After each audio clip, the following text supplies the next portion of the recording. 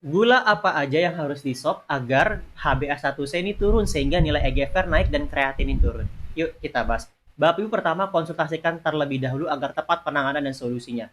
Bagi Bapak Ibu yang mau konsultasi sama saya, silakan dipencet tombol plusnya yang ada di sini supaya nanti komunikasi kita tidak dibatasi dan saya bisa membalas pesan dari Bapak Ibu.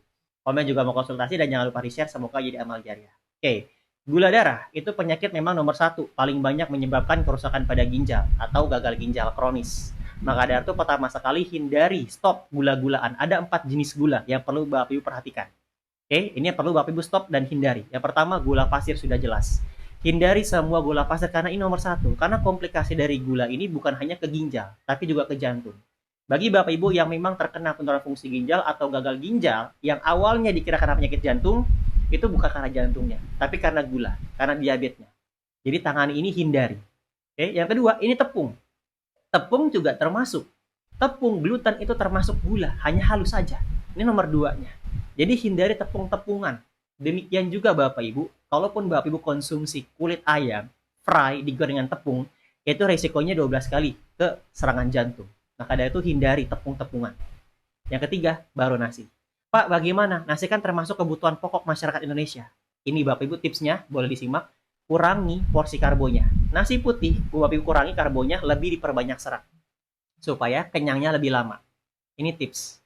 Bagaimana kalau misalkan diganti dengan nasi merah, Pak? Sama aja, nasi merah itu hanya berbeda dia kandungan gulanya lebih rendah, tapi seratnya lebih banyak. Jadi nggak jadi masalah. Itu yang ketiga untuk nasi.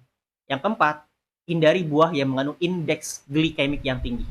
Pertama, mangga, jelas, karena satu buah mangga setara 3 piring nasi. Dan yang kedua itu duren. Itu Bapak Ibu hindari semuanya.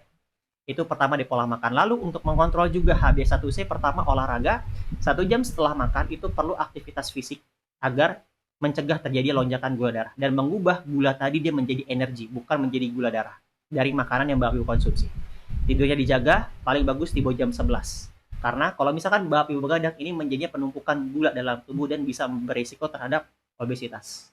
Dan dibantu sama nutrisi untuk menguatkannya kembali. Jika pankreas Bapak Ibu mengalami permasalahan, baik itu DM tipe 1 ataupun tipe 2, dibantu sama nutrisi.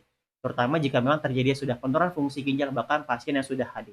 Nutrisi ini bukan herbal, bukan obat, tapi dia sebagai makanan tambahan, mensupport kebutuhan pola makan Bapak Ibu. Kalau dari pola makan nggak cukup, nutrisinya penuhi dari sumber yang lain. Silakan konsultasikan kembali. Bagi Bapak Ibu yang mau konsultasi sama saya dan mau menjadi program penguatan ginjal dengan nutrisi, silakan cek di profil, hubungi nomor saya. Terima kasih, kalau bermanfaat, jangan lupa di-share.